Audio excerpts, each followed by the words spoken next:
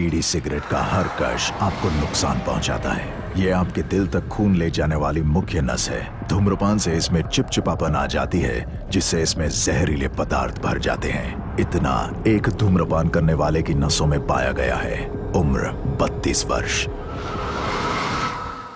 बीड़ी cigarette का हर कश आपके लिए नुकसानदायक है।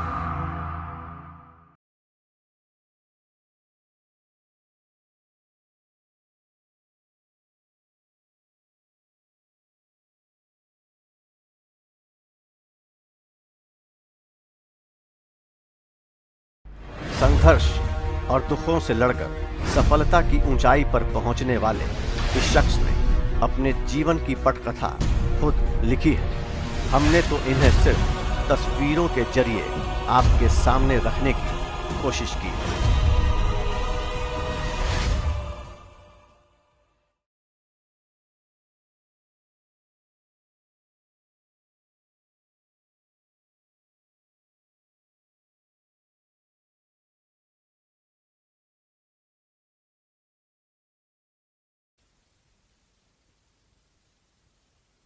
त्यूरी गांव भारत के नक्शे पर बिहार की राजधानी पटना से 100 किलोमीटर दूर नालंदा जिले के मानपुर थाना क्षेत्र में अवस्थित बिहार शरीफ से करीब 4 किलोमीटर की दूरी पर बसा त्यूरी गांव गोइठवा और सोइवा नदियों के बीच बसा है। यहाँ गुप्तकाल की भगवान बुद्ध की भूमि स्पर्श मुद्रा की विशाल मूर्ति आज भी मौजूद है, जिन्हें गांव के लोग भैरव बाबा के नाम से पूजते हैं। साथ ही साथ यहाँ महान सूफी संत हजरत ख्वाजा मोहम्मद अबुलैस साहब समरकंदी की मज़ार भी है। इस गांव की आबादी करीब 4000 और पूरे पंचायत की आबादी लगभग 7000 के आसपास है, जिनमें गौरैया, अलौदिया सराय, लोटन, नगमा, धांसपुर गांव आदि शामिल है। इस गांव की चर्चा जब भी होती है तो स्वर्गीय राजकुमार लाल का नाम सामने आ ही जाता है। जमींदारी और जमींदारों का जमाना था और बाबू राजकुमार लाल का नाम गांव के बड़े जमींदारों में शुमार था। बड़े जमींदार होने के साथ साथ बाबू राजकुमार लाल को पढ़ने का बहुत शौक था। यही वजह थी कि उन्होंने गांव से पटना आकर टेम्पल मेडिकल स्कूल में दाखिला लिया, जिसे आज हम पटना मेडिकल कॉलेज के नाम से जानते हैं। जाहिर है लाल साहब डॉक्टर बन मरीजों का इलाज करना चाहते थे, लेकिन उनका यह सपना साकार न हो सका और अपनी पढ़ाई बीच में ही छोड़कर उन्हें गांव लौटना पड़ा। शायद उनके और उनकी पढ़ाई के बीच जमींदारी आ गई थी। 11 साल की उम्र में बाबू राजकुमार लाल का विवाह संपन्न हुआ और आगे आने वाले कुछ ही सालों में उनके 4 पुत्र हुए, जिनमें मेदिनी प्रसाद सबसे बड़े थे। वक्त बीतता गया, जमींदारी एक ओर धीरे धीरे छोटी होने लगी तो दूसरी ओर परिवार बढ़ने लगा। बाबू राजकुमार लाल ने अपने 4 पुत्रों का विवाह बड़े धूमधाम से कराया और हर वक्त वो अपने पुत्रों के साथ एक जिम्मेवार पिता की तरह खड़े दिखे। लेकिन डॉक्टर नहीं बन पाने का मलाल शायद उन्हें जिंदगी भर सालता रहा और ऐसी ही कई यादों को साथ लिए 69 वर्ष की आयु में हृदय गति रुक जाने के कारण उनकी मृत्यु हो गई। स्वर्गीय राजकुमार लाल के बड़े पुत्र मेदिनी प्रसाद का विवाह 16 वर्ष की उम्र में पटना जिले के वीर औरियरा धनरुआ प्रखंड के बड़े जमींदार हरिहर नाथ जी की पुत्री उमा देवी के साथ हुआ था। मेदिनी प्रसाद ने मैट्रिक की परीक्षा पास करने के उपरांत सिविल कोर्ट में किरानी के रूप में काम शुरू किया और कुछ ही समय बाद वो मुहर्रिर और फिर बाद में बाढ़ कोर्ट में पेशकार हुए। कुछ ही सालों बाद उन्होंने यह नौकरी छोड़ दी और पटना आकर जिला परिषद मिडिल स्कूल में बतौर शिक्षक 30 रुपये माहवारी पर नौकरी आरंभ की। मेदिनी प्रसाद और उमा देवी को 7 पुत्र हुए। सभी बच्चे गांव की माटी में अपने सहपाठियों के साथ खेलकर बड़े हुए। बदलते वक्त के साथ बच्चों का बचपन भी जाता रहा और फिर देखते ही देखते पढ़ाई की जिम्मेवारी सामने आ खड़ी हुई। मेदिनी प्रसाद ने अपने सभी पुत्रों की तालीम पर खासा ध्यान दिया और घर में पढ़ाई का सुंदर माहौल बनाया। यह वो दौर था जब देश में आजादी की लड़ाई चल रही थी। धीरे धीरे रोजमर्रा की चीजों का अभाव हो चला था। परिवार पर आर्थिक तंगी हावी हो चली थी और एक दिन ऐसा भी वक्त आया जब मेदिनी प्रसाद को अपने बच्चों की जरूरतों को पूरा करने में भी मुश्किलों का सामना करना पड़ा। मेदिनी प्रसाद के दूसरे पुत्र नरेंद्र आरंभ से ही पढ़ाई में काफी अच्छे थे। यही वजह रही कि एक पिता अपने इस होनहार पुत्र को डॉक्टर के रूप में देखना चाहता था। 8 सितंबर 1933 को तिरी गांव में जन्मे बिट्टू बाबू उर्फ नरेंद्र बचपन से ही अपने दादा से काफी प्रभावित रहे और फिर पिता के दिल की आवाज सुन उन्होंने डॉक्टर बनने की ठानी और आगे की पढ़ाई के लिए पटना आ गए। पटना आने से पूर्व साल 1942 जनवरी में 8 वर्ष की आयु में इनका नामांकन इनके पिता ने औंधा मिडिल स्कूल में करवाया, जहां ये 7वीं कक्षा तक पढ़े। फिर 11 वर्ष की उम्र में नरेंद्र का दाखिला 8वीं कक्षा में राजा राम मोहन राय सेमिनरी स्कूल में हुआ। मैट्रिक पास होने के उपरांत नरेंद्र ने आगे की पढ़ाई जारी रखी और साल 1956 में पटना मेडिकल कॉलेज से MBBS की पढ़ाई पूरी की। अब नरेंद्र डॉक्टर नरेंद्र प्रसाद के नाम से पहचान बना चुके थे। डॉक्टर बन नरेंद्र न सिर्फ अपने परिवार की उम्मीदों पर खरा उतरे, बल्कि उन्होंने अपने दादा के सपनों को भी साकार किया। इस दौर में डॉक्टर नरेंद्र के अंदर कुछ कर गुजरने की चाहत अंगड़ाई ले रही थी और फिर वो दिन भी आया जब देखते ही देखते तिउरी गांव से निकले इस युवक का नाम चिकित्सा के क्षेत्र में बड़ी इज्जत के साथ लिया जाने लगा। हमारे कोसी एरिया में सुपौल में पहले प्रभारी चिकित्सा पदाधिकारी थे। साइकिल पर जाते थे उस बाढ़ इलाके में, टोली में, स्वास्थ्य उपकेंद्र में जहां कैंप लगता था। ऐसे चिकित्सक, ऐसे महान व्यक्ति को मैं बार बार नमस्कार करता हूं इस जगह पर आकर। वे देखकर लगता है कि वो कितने सादे हैं, जनता जनार्दन से जुड़े हुए, जन समुदाय से जुड़े हुए। कभी भी अपने को ये नहीं महसूस हम लोग को होने देते हैं कि ये सबसे ऊपर उठे हुए हैं या बहुत ऊंचाई तक पहुंच गए हैं। जबकि बात यह है कि ये तो काफ़ी ऊपर जा चुके हैं, बहुत ही ऊंचाई तक ये पहुंच चुके हैं और हर क्षेत्र में इनका इतना अधिक नाम, इतना अधिक यश, इतनी अधिक कीर्ति है कि उसकी तुलना कोई कर ही नहीं सकता है। इनमें बहुत सारी खूबियां हैं जिसके कारण हमेशा लगता है कि इनके व्यक्तित्व का अनुकरण करना चाहिए। इनका व्यक्तित्व वास्तव में अनुकरणीय है। डॉक्टर नरेंद्र प्रसाद जी हमारे आइडियल रहे हैं, शुरू से ही हमारे फैमिली के आइडियल रहे हैं और विपरीत परिस्थितियों में जब गरीबी के बावजूद किसी व्यक्ति में यदि दृढ़ इच्छा शक्ति होती है और मेहनत के लिए वो तत्पर रहते हैं तो शायद उनकी सफलता में कहीं कोई संदेह नहीं रहता है। इसका जीता जागता उदाहरण डॉक्टर नरेंद्र प्रसाद जी हैं और वो हमेशा समाज के लिए और गरीब मरीज कोई भी उनके यहाँ से हमारी नॉलेज में अभी तक लौट के नहीं गया है। ये बहुत बड़ी उपलब्धि है। डॉक्टर नरेंद्र प्रसाद से मुलाकात 1957 से रही है।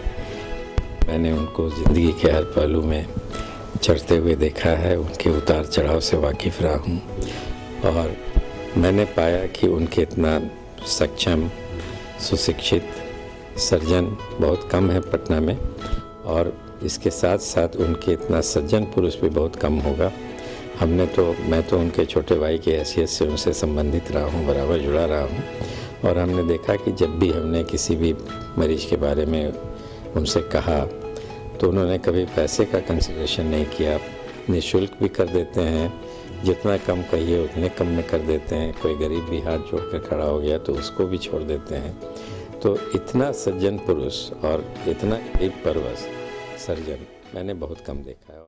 21 नवंबर 1957 को डॉक्टर नरेंद्र की नियुक्ति बिहार राज्य स्वास्थ्य सेवा संवर्ग में हुई एवं इसके अगले ही साल 1958 में इन्हें सहरसा स्थित थुमहा स्वास्थ्य केंद्र में बतौर सिविल असिस्टेंट सर्जन नियुक्त किया गया, जहां डॉक्टर नरेंद्र प्रसाद 1960 तक कार्यरत रहे। डॉक्टर नरेंद्र के दिल में MS और FRCS करने की इच्छा थी। पैसों की कमी थी, अतः धुमहा में रहकर इन्होंने निजी प्रैक्टिस आरंभ की और कॉल पर प्रतिदिन मीलों साइकिल चलाकर जाते रहे। इस मध्य फरवरी 1956 में डॉक्टर नरेंद्र प्रसाद के पिता मेदिनी प्रसाद को शरीर में पानी की कमी के कारण यूरीमिया हो गया।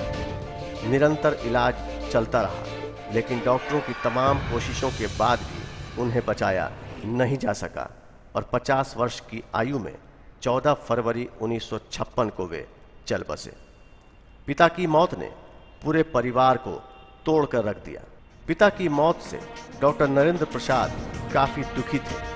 किसी तरह उन्होंने खुद को संभाला और फिर साल 1959 में पटना विश्वविद्यालय से सर्जरी में MS की डिग्री हासिल की। इसी कड़ी को आगे बढ़ाते हुए डॉक्टर नरेंद्र प्रसाद ने साल 1961 में समुद्र के रास्ते विशाल जहाज पर सवार हो इंग्लैंड का रुख किया और 1962 में royal college of surgeon of England से FRCS की डिग्री हासिल की। पैसों की कमी के कारण लंदन में पढ़ाई के साथ साथ डॉक्टर नरेंद्र ने मैनचेस्टर के बरी जनरल अस्पताल के सर्जरी विभाग में बतौर सीनियर हाउस ऑफिसर नौकरी आरंभ की और जल्द ही इनके काम से प्रभावित होकर अस्पताल प्रशासन ने इन्हें स्वतंत्र सर्जरी का अवसर भी दिया। कुछ ही महीनों बाद डॉक्टर नरेंद्र की प्रतिभा को देखकर उन्हें लंदन के क्वींस स्क्वायर स्थित रॉयल होम्योपैथिक अस्पताल ने सर्जिकल रजिस्ट्रार का पद ऑफर किया और डॉक्टर नरेंद्र ने यहाँ योगदान किया। लंदन में डॉक्टर नरेंद्र को अब अपना सुनहरा भविष्य दिखाई देने लगा था, लेकिन वो जानते थे कि उनकी मातृभूमि को भी उनका इंतजार है। ऐसे में डॉक्टर नरेंद्र FRCS की डिग्री के साथ 30 सितंबर 1962 को हिंदुस्तान वापस आ गए। पटना मेडिकल कॉलेज में एज ए स्टूडेंट गए 1960 में और नरेंद्र बाबू इंग्लैंड से FRCS की डिग्री हासिल कर 1962 में PhD में आए। तो पहले एज ए मेडिकल स्टूडेंट, उसके बाद एज ए जूनियर डॉक्टर, उसके बाद as a resident, as an associate professor, as a professor, हर दौर में उनका साथ रहा। और फिर वो HOD हुए, उसके दिन बाद हम हेड ऑफ डिपार्टमेंट हुए और हर दौर में उनका साथ रहा और हर दौर से गुजरे हम लोग। बहुत अच्छा दौर भी, बहुत खुशी का दौर भी, कभी कभी डिफ़िकल्ट टाइम्स भी, कभी मरीज़ की डिफ़िकल्टी, कभी कुछ और एडमिनिस्ट्रेटिव डिफ़िकल्टीज़। लेकिन नरेंद्र बाबू में बड़ी खूबियाँ हैं और हम उनकी बड़ी इज्जत करते हैं, इसलिए कि वो कुछ प्रिंसिपल्स उनके ज़िंदगी में हैं जिसके साथ उन्होंने कभी भी समझौता नहीं किया। He is a perfect surgeon, then perfect surgeon. सर्जनता उनमें जो है वो पराकाष्ठा पर जब जितना कि is a renowned noted surgeon. हम लोग कुछ दिन और साथ रहें, मेरे पिताजी जो पटना मेडिकल कॉलेज अस्पताल में ही हड्डी रोग विभाग में विभागाध्यक्ष थे, उन्होंने मुझे बोला कि अगर इंटर्नशिप में तुम्हें डॉक्टर नरेंद्र प्रसाद की यूनिट मिल जाए तो उसमें जरूर ज्वाइन करना। मैंने बोला कि भाई पापा ऐसा क्या, यहाँ तो बहुत अच्छे अच्छे लोग भी हैं। बोले देखो डॉक्टर तो सब बनता है, लेकिन अगर इंसान बनना है और वह इंसान, वो व्यक्तित्व, वो चिकित्सक जो अपने मरीज के हृदय में समा जाता है, वह केवल एक है, वह है डॉक्टर नरेंद्र प्रसाद। वो कभी भी पैसे के पीछे नहीं भागे, उन्होंने हमेशा पेशेंट का वेलफेयर ही सोचा और हम्बलनेस तो उनमें इतना है, soft spoken, humble, down to earth type personality है। और मुझे तो ये पता है कि वो अपने घर से पैदल ही PMCH जाया करते थे जब प्रोफेसर थे वो उस समय। तो आप देख सकते हैं कोई एरोगेंस उनमें कभी हमने नहीं देखा, ना कभी सुना। कब सोते थे, कब बैठते थे, नहीं जानते। हमको भी इतना 24 घंटा में ज़्यादा समय हम लोग साथ रहते थे। घर पर तो समय देते ही नहीं थे, न वो देते थे न हम देते थे। इतना मोबिलाइजिंग आदमी बहुत कम देखने को मिलेगा आपको। और जो काम भी करते हैं बड़ा लगन से करते हैं। उनकी व्यक्तित्व की बात है, वो अपने आप में अनुकरणीय है, न केवल डॉक्टर समाज के लिए बल्कि सभी लोगों के लिए। उनको हमने कभी भी टेंशन में नहीं देखा। जटिल से जटिल ऑपरेशन हो या कुछ हो, जिस सहजता से वो सब चीज़ों को लेते हैं वो वाकई बहुत अनुकरणीय है। पटना मेडिकल कॉलेज अस्पताल की नौकरी के साथ साथ नरेंद्र ने निजी प्रैक्टिस की भी शुरुआत की और पटना के मखनिया कुआं रोड में 40 रुपये प्रति माह किराए पर एक कमरा लिया। उन दिनों बिजली की भारी कमी थी। ऐसे में कई महत्वपूर्ण ऑपरेशन को डॉक्टर नरेंद्र ने टॉर्च की लाइट में ही अंजाम दिया। डॉक्टर नरेंद्र को जानने वाले बताते हैं कि वो स्कूल के दिनों से ही इतने मेधावी छात्र रहे कि स्कूल से लेकर MBBS की समुचित पढ़ाई तक इन्हें पढ़ने के लिए फुल फ्री शिफ्ट की सुविधा लगातार मिलती रही। यानी नामांकन को छोड़कर कभी किसी स्कूल या कॉलेज में इन्हें फीस की रकम नहीं चुकानी पड़ी। वाकई यह बात काफ़ी दिलचस्प है कि एक जमींदार परिवार के युवक की पूरी पढ़ाई फ्री शिफ्ट के तहत रही। यह वो दौर था जब एक ओर जमींदारी जाने लगी थी तो दूसरी ओर पूरे परिवार पर आर्थिक संकट के बादल भी तेजी से मंडराने लगे थे। ऐसे में फ्री शिफ्ट के तहत पढ़ाई के ऑफर ने डॉक्टर नरेंद्र के जीवन को एक नया रास्ता दिखाया। जून 1963 डॉक्टर नरेंद्र प्रसाद की जिंदगी में एक नया मोड़ तब आया जब उनका विवाह इंटर पास लीला प्रसाद के साथ संपन्न हुआ। विवाह के वक्त डॉक्टर नरेंद्र की माली हालत अच्छी नहीं थी और पैसों की तंगी के बीच उन्हें पूरा भरोसा भी न था कि वो अपने प्रैक्टिस में सफल भी हो सकेंगे। लीला प्रसाद पढ़ाई में काफ़ी तेज और कुशाग्र बुद्धि की थी और आगे पढ़ना भी चाहती थी। ऐसे में डॉक्टर नरेंद्र ने पत्नी को आगे पढ़ाने का फैसला लिया और मगध महिला कॉलेज में उनका नामांकन मेघा के पूते BA ऑनर्स में हो गया। इस दौरान गर्भवती रहते हुए भी उन्होंने काफ़ी मेहनत और लगन से पढ़ाई की और प्रथम श्रेणी में परीक्षा पास की। 15 जून 1964 को लीला प्रसाद ने पुत्र को जन्म दिया और पूरे परिवार में खुशी की लहर दौड़ पड़ी। बेटे के जन्म के 3 साल बाद 18 जून 1967 को एक बार फिर लीला की गोद भरी और लक्ष्मी के रूप में बेटी का आगमन हुआ। चूंकि डॉक्टर नरेंद्र प्रसाद की कोई बहन नहीं थी, लिहाजा इस खबर के बाद उनकी खुशी का ठिकाना न रहा। अपने दोनों बच्चों की जिम्मेवारी के साथ साथ लीला प्रसाद ने अपनी पढ़ाई को आगे बढ़ाते हुए इतिहास से MA की परीक्षा पास की और फिर कुछ ही महीनों में श्री अरविंद महिला कॉलेज में वे इतिहास की व्याख्याता हो गई। एक बार फिर लीला प्रसाद ने आगे पढ़ने की ठानी और देखते ही देखते उन्होंने इतिहास में PhD कर लिया और उनका शोध विषय पुस्तक के रूप में प्रकाशित हुआ।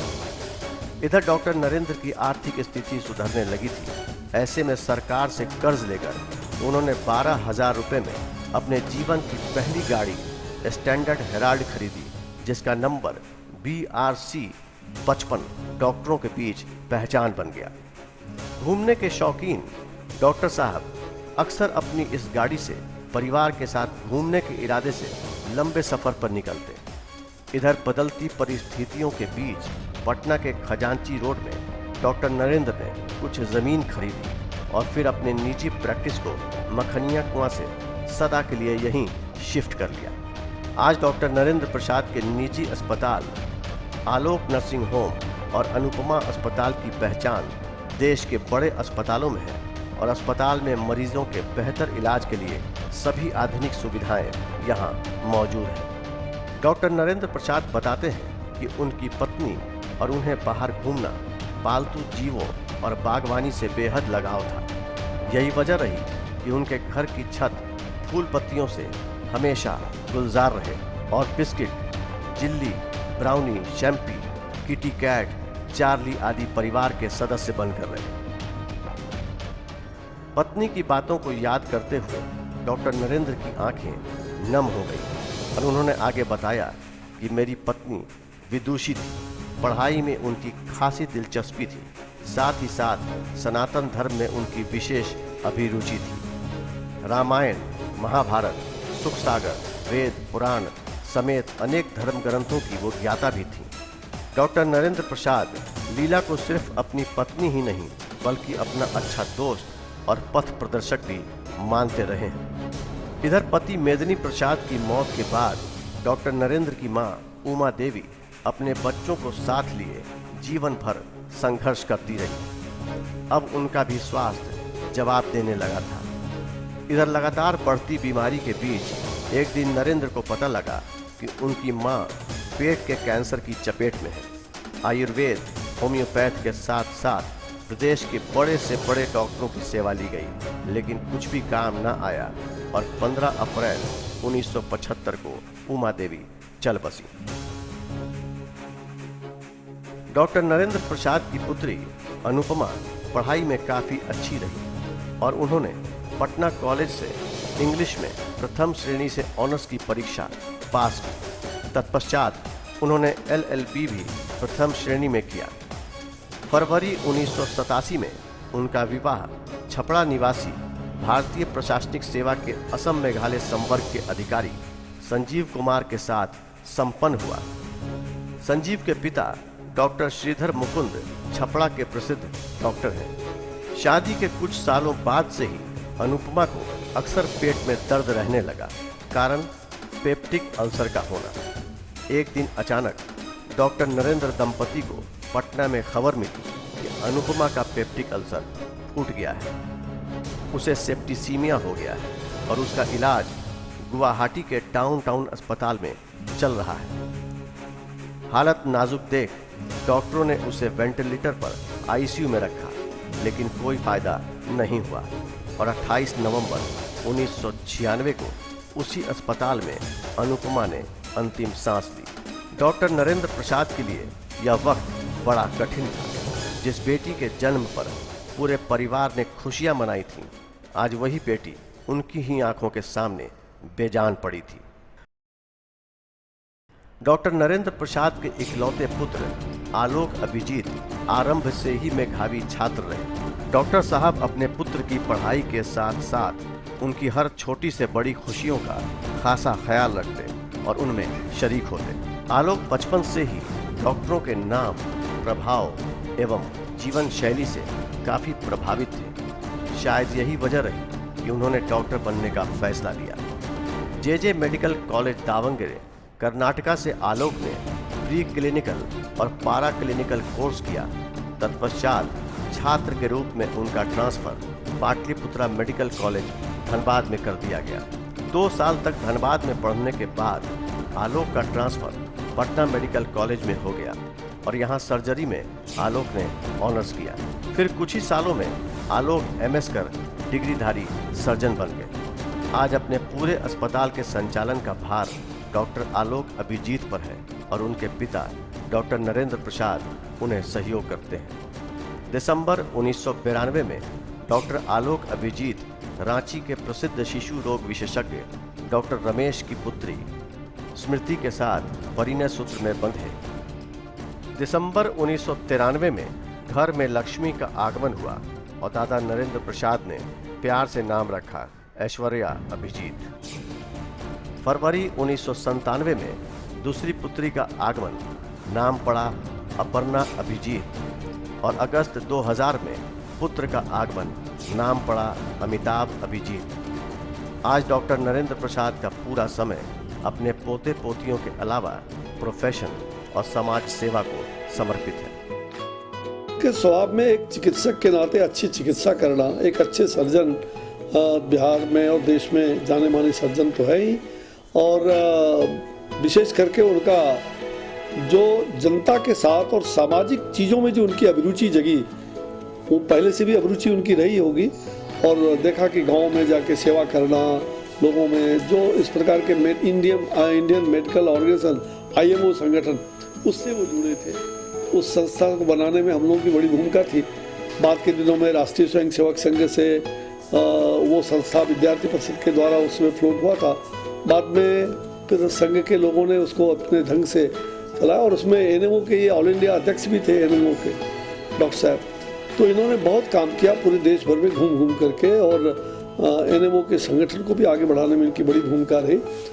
स्वास्थ्य सेवा से लेकर के सेमिनार हर प्रकार के कामों में और चिकित्सा क्षेत्र में कैसे सुधार हो इनका ये प्रयास रहता था। और संघ में आने के बाद तो फिर वो काफ़ी रम गए और आज भी जगह जगह बिहार में देश में जहाँ भी होता है प्रवास करते हैं चिकित्सा का और दोनों में सामंजस्य बैठाते हैं। परिवार, समाज और चिकित्सा ये तीनों कामों में सामंजस्य बैठा के चलना बहुत कम लोग ऐसा कर पाते हैं। डॉक्टर नरेंद्र प्रसाद जी से पहली मुलाकात डॉक्टर एकेन सिन्हा के साथ हुआ।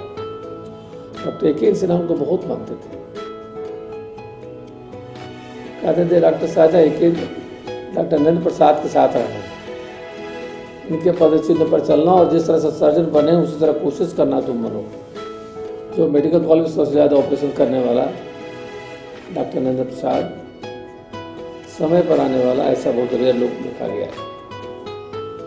कभी भी बहुत से डॉक्टर गलती करके यहाँ पेशेंट भेजता है, कभी भी इन्वाइट नहीं होते, कभी किसी डॉक्टर शिकायत नहीं करते, कहते हैं यार ये तो बहुत अच्छा सर्जन है और हमसे भी हो जाता है, कभी कुछ हुआ होगा, लेकिन सर्जन बहुत अच्छा, सर्जरी बहुत अच्छा किया।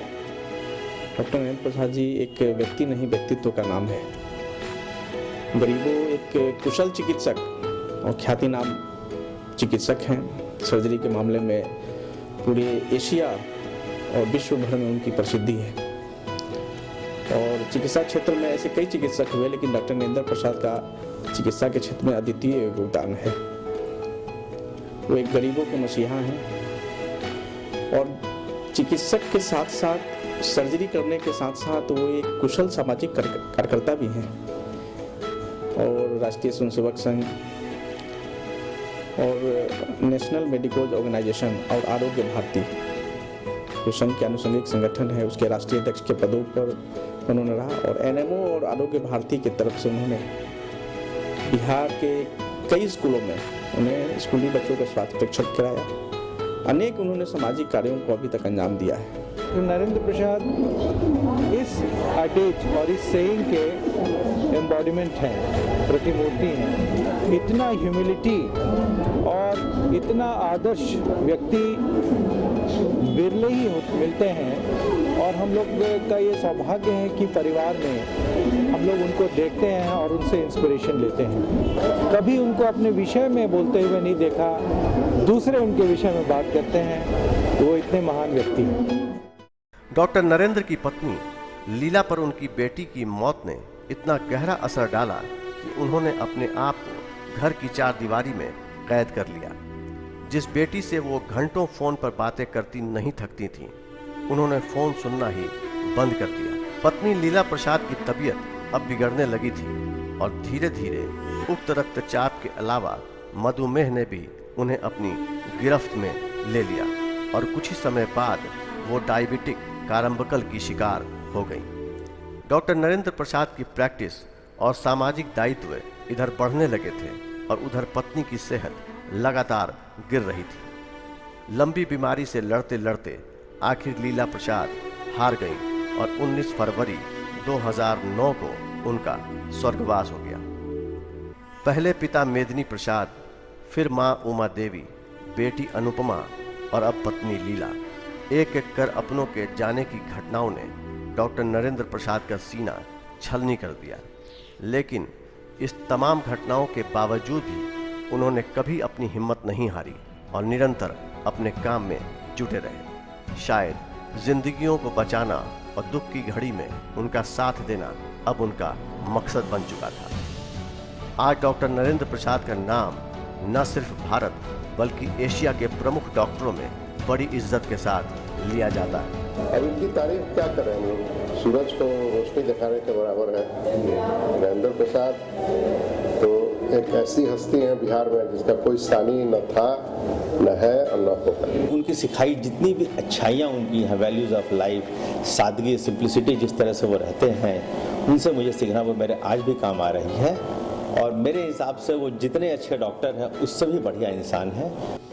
जितने अच्छे डॉक्टर और उतने ही अच्छे इंसान, मृदुभाषी और अपने काम के प्रति जितना जागरूक वो रहते हैं, मैंने अपने जीवन काल में इस तरह की जागरूकता किसी डॉक्टर में नहीं देखी। मैंने इनको इतने करीब से देखा है, एक सच्चे और ईमानदार व्यक्ति ही नहीं, प्रोफेशनल के रूप में भी वास्तव में जो डॉक्टर होना चाहिए उससे सारे गुण उनमें हैं।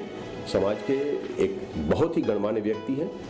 MBBS करने के बाद देहात में काम करता रहा और जिस देहात में इसने काम किया उस वजह से अपना लिया उसने। बाद में जब डॉक्टर बन के प्राइवेट प्रैक्टिस में पटना में आया तब भी वहाँ के लोग आते रहे, एज इफ उनका पूरा अधिकार नरेंद्र पर है। ये बहुत बड़ा अचीवमेंट था।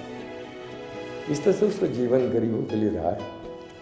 एक बात, निष्ठा उसमें बहुत थी। जो इंग्लैंड में रजाई ओढ़कर पढ़ कर के दिया, उस दिन पहली बार फीलिंग हुई यह सतयुग का अर्जुन कलयुग में कैसे आ गया। बदलते समय के साथ डॉक्टर नरेंद्र ने कई बार विदेशों की यात्राएं भी की, जिनमें लंदन के अलावा Japan, America, Europe, Asia, Africa आदि देश शामिल हैं। साल 1993 में परमाणु प्रसार और युद्ध की रोकथाम के लिए अंतर्राष्ट्रीय चिकित्सकों के प्रतिनिधि के रूप में इन्होंने हिरोशिमा, नागासाकी, टोक्यो आदि शहरों का न सिर्फ दौरा किया, बल्कि साल 1995 में संयुक्त राज्य अमेरिका में आयोजित Patna medical college alumni association of USA की वार्षिक बैठक में बतौर मुख्य अतिथि यह शामिल हुए और अपने भाषण से इन्होंने समा बांध दिया। डॉक्टर नरेंद्र प्रसाद की सरकारी सेवा पर एक नजर। साल 1957 21 नवंबर बिहार राज्य स्वास्थ्य सेवा संवर्ग में नियुक्ति हुई। साल 1958 से 1960 थुमहा स्वास्थ्य केंद्र सहरसा में सिविल असिस्टेंट सर्जन के रूप में नियुक्त हुए। साल 1962 से 1966 तक पटना चिकित्सा महाविद्यालय अस्पताल में रेजिडेंट सर्जिकल ऑफिसर नियुक्त हुए। साल 1966 से 1970 के बीच पटना चिकित्सा महाविद्यालय अस्पताल में सर्जिकल रजिस्ट्रार के रूप में कार्यरत रहे। साल 1970 से 1978 तक पटना चिकित्सा महाविद्यालय एवं अस्पताल के शल्य चिकित्सा विभाग में सहायक प्राध्यापक रहे। साल 1978 से 1986 तक पटना चिकित्सा महाविद्यालय एवं अस्पताल के शल्य चिकित्सा विभाग में सह प्राध्यापक नियुक्त हुए।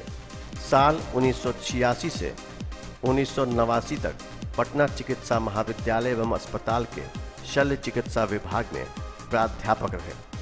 साल 1989 से 1992 तक पटना चिकित्सा महाविद्यालय एवं अस्पताल के शल्य चिकित्सा विभाग में प्राध्यापक एवं अध्यक्ष रहे। साल 1992 31 मार्च सरकारी सेवा से निवृत्त हुए। विगत कुछ सालों से अपने प्रोफेशन के अलावा डॉक्टर नरेंद्र प्रसाद समाज सेवा से भी जुड़े हैं। खासकर त्यूरी गांव से डॉक्टर नरेंद्र प्रसाद के प्यार का अंदाजा इसी से लग जाता है कि इन्होंने अपने गांव की 5 एकड़ जमीन को बिहार के राज्यपाल के नाम न सिर्फ रजिस्ट्री कर दी है, बल्कि उस जमीन पर राज्य सरकार की अनुमति लेकर डॉक्टर नरेंद्र प्रसाद ने एक हाई स्कूल का निर्माण भी करवाया है। विद्यालय का नाम उन्होंने अपने माता पिता के नाम पर मेदिनी उमा उच्च विद्यालय रखा है। इसके अलावा डॉक्टर साहब और इनके भाइयों द्वारा अपनी जमीन का एक बड़ा हिस्सा भी कुछ साल पूर्व राज्य सरकार को दिया गया है, जिस पर राज्य सरकार द्वारा मध्य विद्यालय त्यूरी के नाम से सरकारी स्कूल संचालित है और गांव के सैकड़ों बच्चे आज इसमें पढ़ते हैं। गांव की तरक्की को लेकर डॉक्टर नरेंद्र प्रसाद काफी सजग है। मोहम्मदपुर पुल से त्यूरी गांव को जोड़ने वाली सड़क जर्जर अवस्था में थी। राज्य सरकार की पहल पर करीब 90 लाख रुपए की लागत से जीर्णोद्वार का काम पूरा हुआ। इस कार्य के लिए डॉक्टर नरेंद्र प्रसाद के परिवार द्वारा 15,000 वर्ग फुट जमीन सरकार को ट्रांसफर कर दी गई। इसके अलावा त्यूरी गांव में घेरवा और लखमोहना के बीच गोइठवा नदी पर पुल निर्माण के लिए डॉक्टर नरेंद्र ने आवेदन दिया था। बिहार सरकार से इस प्रोजेक्ट को स्वीकृति मिली और अब इस पुल का निर्माण अंतिम चरण में है। बाढ़ से सुरक्षा की दृष्टि से दोनों नदियों के दोनों तटबंधों का निर्माण कार्य भी लगभग पूरा हो चुका है। डॉक्टर नरेंद्र प्रसाद के नेतृत्व में गांव में एक स्वावलंबी सहकारिता समिति का गठन भी किया गया है। इसके माध्यम से ग्राम विकास के विभिन्न पहलुओं पर जल्द ही काम शुरू होगा। इस सहकारिता समिति के नेतृत्व की जिम्मेवारी डॉक्टर आलोक अभिजीत ने अध्यक्ष के रूप में ली है। डॉक्टर नरेंद्र प्रसाद न सिर्फ अपने परिवार बल्कि अपने गांव की माटी से भी दिल से जुड़े हैं। यही वजह है कि गांव की यादें अक्सर इन्हें यहाँ खींच लाती हैं। वो अपने भाइयों और पुत्र वधू के साथ अक्सर त्यूरी जाते हैं और गांव के लोगों से एक एक कर न सिर्फ मिलते हैं बल्कि गांव पहुंचते ही उनके सामने उनके बचपन की सभी यादें भी ताज़ा हो जाती हैं और वो कुछ वक्त के लिए सब कुछ भूलकर यहीं के हो जाते हैं। किसी भी इंसान की सबसे बड़ी विशेषता ये होती है कि वो दूसरों की मन की बात समझे। उदाहरण के रूप मेरे पिताजी को बहुत मन में इच्छा थी, शायद मैं जब से छोटा था तब से ही, कि ये लड़का आईएएस बनेगा। तो उन्होंने मेरा नामांकन सेंट स्टीफेंस कॉलेज दिल्ली में बीए इंग्लिश में करा दिया। अब उन्होंने टिकट भी कटवा लिया अपना और मेरा, मुझे वहाँ छोड़ने के लिए। लेकिन मेरे मन में एक जो दबी इच्छा थी डॉक्टर बनने की, वो शायद मैं उस समय तक उनके सामने प्रकट नहीं कर पाया था। लेकिन मुझे लगा कि अब भी मैं अपनी इच्छा अगर प्रकट नहीं करूँगा तो शायद वो समझ नहीं पाएंगे। इसीलिए मैं बहुत संकुचित भाव से, चूँकि वो बहुत खुश थे, मैं उनके पास गया और मैंने कहा कि बहुत अच्छा है कि मेरा नामांकन जो है सेंट स्टीफेंस कॉलेज में हो गया है, लेकिन मेरा मन तो डॉक्टर बनने का है। ये सुनकर वो मुस्कुराए और उन्होंने मुझसे कहा, क्यों डॉक्टर बनना चाहते हैं, क्या फ़ायदा इसमें, रात दिन खटिएगा गधा की तरह, पैसा कोई बहुत ज़्यादा मिलेगा नहीं और दिन रात काम करना पड़ेगा। अरे आराम से आईएएस ऑफिसर बनिए, सुबह में गोल्फ खेलिए, शाम में टेनिस खेलिए और ज़िंदगी को बढ़िया से व्यतीत कीजिए। तो मैंने उनसे कहा कि नहीं, मैंने आपको देखा है, मैंने और बड़े बड़े लोगों को देखा है और जितने बड़े लोग मेरे आसपास में रहे हैं सभी बड़े डॉक्टर रहे हैं, इसीलिए मेरे मन की इच्छा है कि मैं डॉक्टर बनूं। उनको इस बात को समझने में कि ये सेंट स्टीफेंस कॉलेज में एडमिशन नहीं लेकर डॉक्टर बनना चाहता है कुछ सेकंड लगे और उन्होंने मुस्कुराया और कहा, ठीक है, आपकी इच्छा है डॉक्टर बनने की तो आप डॉक्टर बनिए। और उन्होंने फिर डॉक्टर बनने में मुझे उसी तरह प्रोत्साहित किया जिस तरह मुझे आईएएस बनने में करते। मेरी माँ बहुत ही विदुषी महिला थी। उन्होंने शादी के बाद बीए की पढ़ाई की, एमए की पढ़ाई की, पीएचडी की पढ़ाई की, जबकि उनके 2 छोटे छोटे बच्चे थे और पूरे परिवार का दायित्व उनके ऊपर ही था। लेकिन पीएचडी की पढ़ाई के समय एक समय ऐसा भी आया कि इतना ज़्यादा वो पढ़ती थी कि उनको पेप्टिक अल्सर हो गया और उनको मुंह से खून आता था। लेकिन उन्होंने अपनी पढ़ाई नहीं छोड़ी, उन्होंने अपनी पीएचडी कंप्लीट की और वो उसके बाद कॉलेज में लेक्चरर बनी, फिर रीडर बनी, फिर प्रोफेसर बनी और उसी पोस्ट से उन्होंने रिटायर किया। 28 नवंबर 1996 को मेरी इकलौती बहन का देहांत हुआ गुवाहाटी में और हम सिर्फ एक भाई और एक बहन थे। माता पिता को दुख तो बहुत हुआ होगा, लेकिन उन दोनों ने कभी भी मेरे सामने उस दुख को प्रकट नहीं होने दिया कि वो कितना ज़्यादा दुखी हैं। इसीलिए कि उस समय मैं बहुत ज़्यादा दुखी था, मैं बहुत ज़्यादा इमोशनल था और मुझे समझ में नहीं आ रहा था कि मैं क्या करूं। वो दोनों मेरे साथ थे और दोनों ने पूरा समय मुझे संभालने में अपना बिताया और अपने आंसुओं को उन्होंने रोक लिया और उन्होंने कि जरा भी उन्होंने नहीं ऐसा दिखने दिया कि वो कितने ज़्यादा दुखी हैं। जिस दिन से भी हम आए उस दिन से वो बेटी ऐसा प्यार दिए, कभी बहू है ये फील नहीं होने दिए और इतने सोबर सिंपल शुरू से हैं कि इनके पास कभी भी कोई प्रॉब्लम लेके जाने में कभी भी हमको हेजिटेशन नहीं हुआ।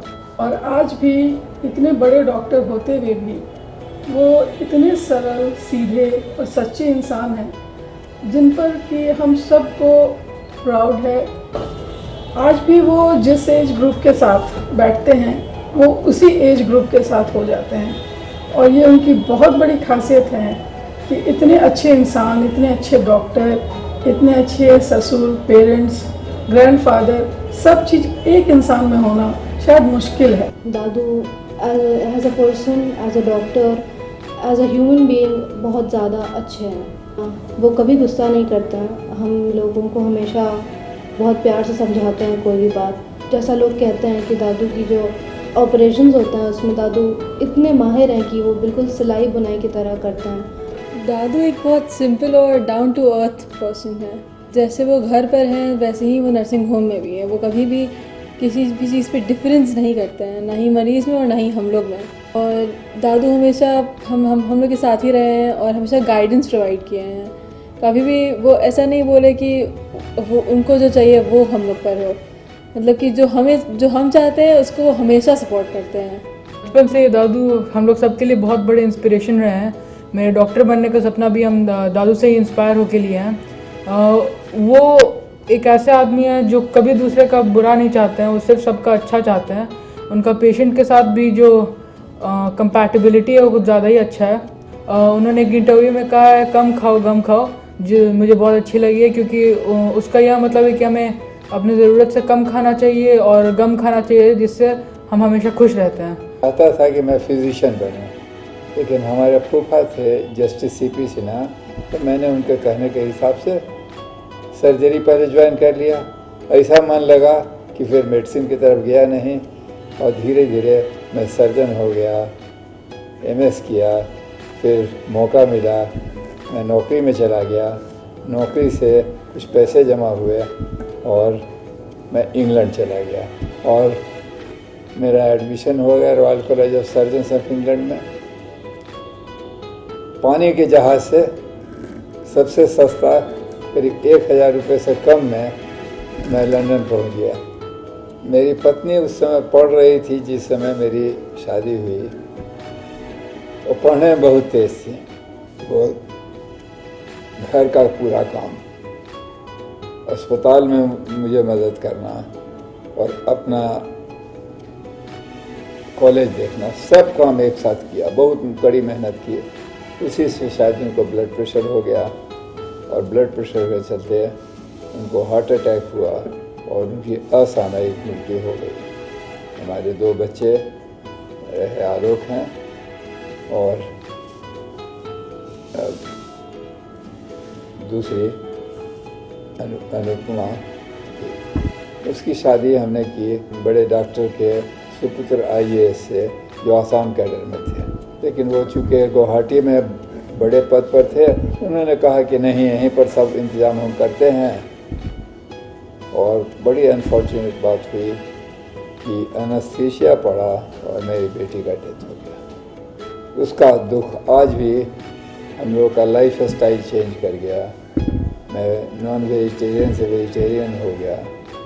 गांव में प्रवास के दौरान यहाँ के प्राचीन मंदिर में सब परिवार पूजा अर्चना करना, भगवान बुद्ध की भूमि स्पर्श वाली प्राचीन मूर्ति के दर्शन करना, महान सूफी संत हजरत ख्वाजा मोहम्मद अबुलैस साहब समरकंदी की मज़ार पर सपरिवार इबादत और चादर पोशी करना डॉक्टर साहब और उनका परिवार कभी नहीं भूलता।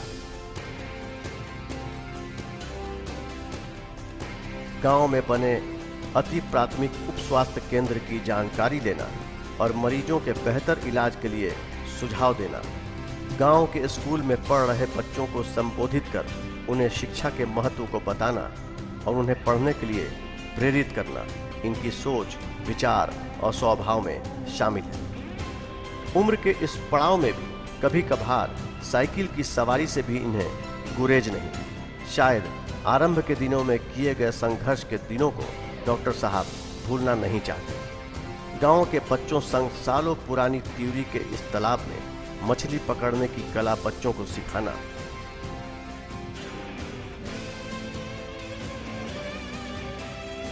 अपने सहपाठियों संग चने की झंगड़ी का आनंद और फिर गांव के ही बीच स्थित मैदान में गांव के बच्चों और अपने भाइयों के साथ खेल का आनंद, कुछ ऐसे हैं आपके नरेंद्र बाबू।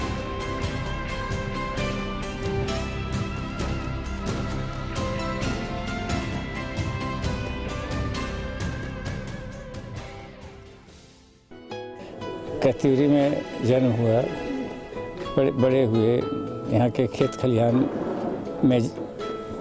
में हमेशा घूमते रहे।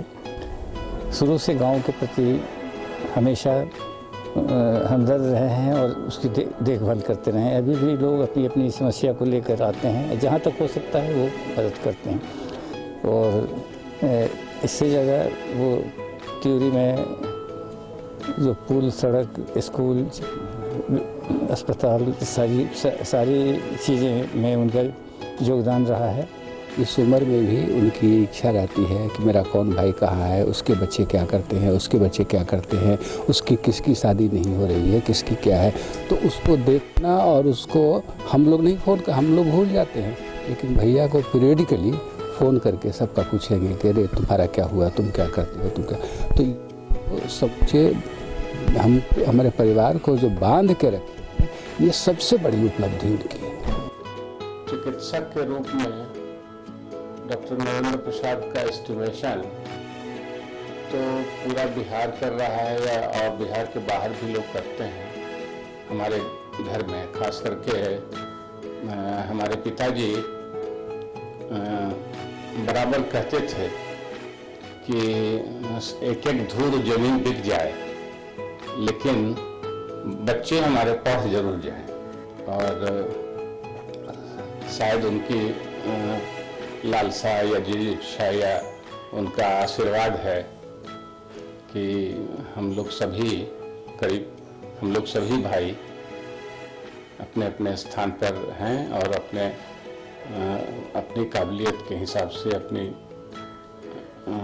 ईश्वरीय कृपा स्वरूप हम लोग अपनी रोजी रोटी कमाया हम लोगों ने ज़िंदगी में, और एक इज्जत भी मिली, एक स्थान भी मिला सबको जो डिजर्व करते थे, जितना सब लोग। मंझला पापा डॉक्टर नरेंद्र प्रसाद आज एक व्यक्ति ने, एक संस्था है।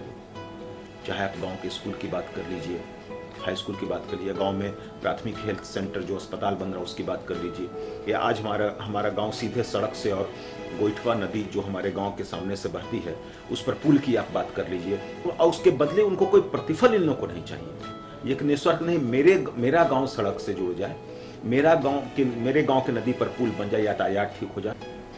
तो ये एक जो क्षमता का कौशल विकास जो हम कहते हैं, आज स्किल डेवलपमेंट की बात बार बार हम कहते हैं, तो वो स्किल डेवलपमेंट करने का वो आइडिया उन्हीं का था।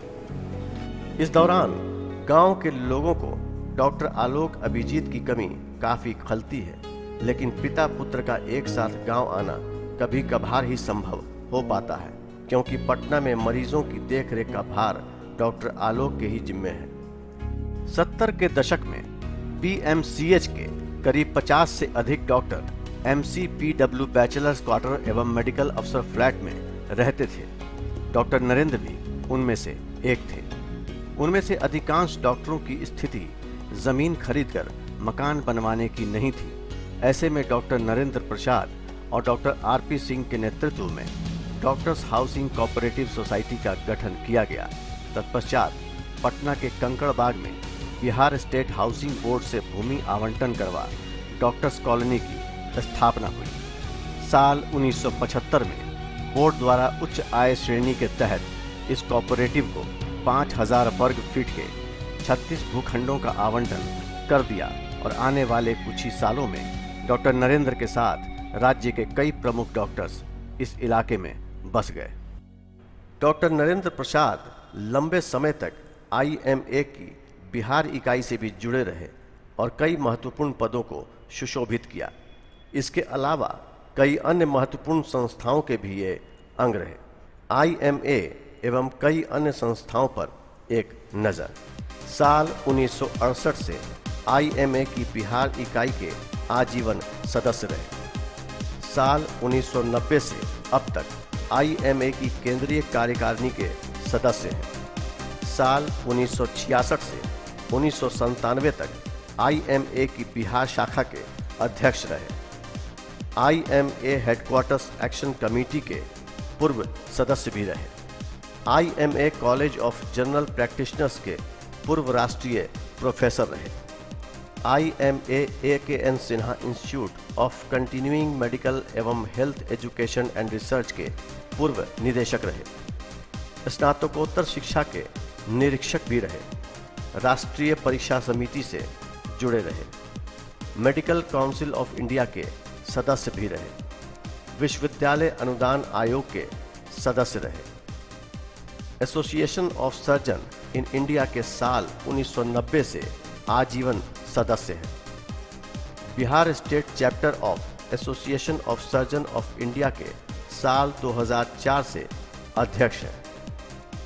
साल 1990 से 92 तक बिहार राज्य स्वास्थ्य सेवा संवर्ग के अध्यक्ष रहे। नेशनल मेडिकोज ऑर्गेनाइजेशन यानी NMO के साल 1992 से आजीवन सदस्य हैं। साल 1992 से 1996 तक बिहार NMO के अध्यक्ष रहे। साल 1997 से 1999 तक NMO के राष्ट्रीय अध्यक्ष रहे और उसके बाद से अब तक संरक्षक की भूमिका में है। अपनी प्रैक्टिस में व्यस्तता के बावजूद डॉक्टर नरेंद्र प्रसाद ने समाज को भी काफी वक्त दिया। उनका मानना है कि स्वस्थ समाज के बूते ही स्वस्थ भारत का निर्माण संभव है। डॉक्टर नरेंद्र प्रसाद लोकनायक जयप्रकाश नारायण से काफी प्रभावित रहे और लंबे समय तक जेपी विचार मंच के अध्यक्ष भी रहे। डॉक्टर नरेंद्र के प्रयास और तत्कालीन लोकसभा अध्यक्ष तथा भारत के तत्कालीन प्रधानमंत्री के अनुमोदन पर लोकनायक जयप्रकाश नारायण की 18 फीट ऊंची कांस्य प्रतिमा की स्थापना लोकसभा परिसर में हुई, जिसका अनावरण तत्कालीन महामहिम राष्ट्रपति डॉक्टर KR नारायणन ने किया। डॉक्टर नरेंद्र प्रसाद कई सामाजिक संगठनों से भी सक्रिय रूप से जुड़े रहे, जिन्हें आज भी वो अपना बहुमूल्य समय देते हैं।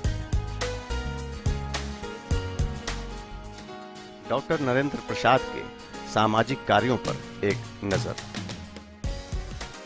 केशव विद्या मंदिर के अध्यक्ष रहे। पूज्य तपस्वी जगजीवन जी महाराज सरस्वती विद्या मंदिर राजगीर नालंदा की परामर्शदात्री समिति के अध्यक्ष रहे। थियोसोफिकल सोसाइटी ऑफ इंडिया के आजीवन सदस्य रहे। आरोग्य भारती की कोर कमेटी के सदस्य और बिहार झारखंड के लंबे वक्त तक संयोजक रहे। भारत विकास परिषद के सदस्य रहे। चिकित्सा मंच भारतीय जनता पार्टी बिहार प्रदेश के पूर्व अध्यक्ष रहे। डॉक्टर नरेंद्र प्रसाद के लंबे चिकित्सीय जीवन में कई दर्जन वैज्ञानिक एवं चिकित्सीय शोध विभिन्न पत्रिकाओं में प्रकाशित हुए। इसके अलावा विभिन्न प्रादेशिक एवं राष्ट्रीय सम्मेलनों और गोष्ठियों में इनके शोध पत्र वाचन छाए रहे।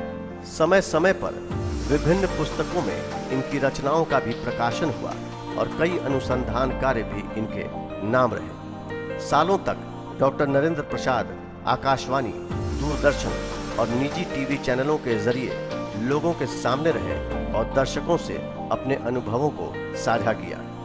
डॉक्टर नरेंद्र राष्ट्रीय स्वयं सेवक संघ के सक्रिय सदस्य और स्वयं सेवक हैं। कभी कभार लोगों ने इन्हें गणवेश और संघ के कार्यक्रमों में भी देखा है, लेकिन ये शाखा बहुत ही कम जा पाते हैं। साल 2012 में डॉक्टर नरेंद्र प्रसाद द्वारा लिखी पुस्तक मेरा जीवन, संघर्ष और सेवा प्रकाशित हुई, जो काफी चर्चित रही। डॉक्टर नरेंद्र द्वारा लिखी यह पुस्तक राष्ट्रीय स्वयं सेवक संघ के सर संघचालक डॉक्टर मोहन राव मधुकर राव भागवत जी को समर्पित है। 3 अगस्त 2004 को सही मायनों में उस वक्त डॉक्टर नरेंद्र प्रसाद के स्वर्गीय दादा और माता पिता का सपना साकार हुआ, जब चिकित्सा के क्षेत्र में उल्लेखनीय योगदान के लिए इन्हें भारत के तत्कालीन महामहिम राष्ट्रपति डॉक्टर APJ अब्दुल कलाम द्वारा डॉक्टर BC राय राष्ट्रीय अवार्ड से सम्मानित किया गया। इसके कुछ ही सालों बाद 26 जनवरी 2015 को भारत सरकार द्वारा चिकित्सा के क्षेत्र में उत्कृष्ट कार्यों को ध्यान में रखकर पद्मश्री सम्मान के लिए डॉक्टर नरेंद्र प्रसाद के नाम का प्रस्ताव भेजा और भारत के महामहिम राष्ट्रपति प्रणब मुखर्जी द्वारा इन्हें पद्मश्री सम्मान से नवाजा गया। पद्मश्री डॉक्टर नरेंद्र प्रसाद के बुलंद हौसले को हमारा सलाम है।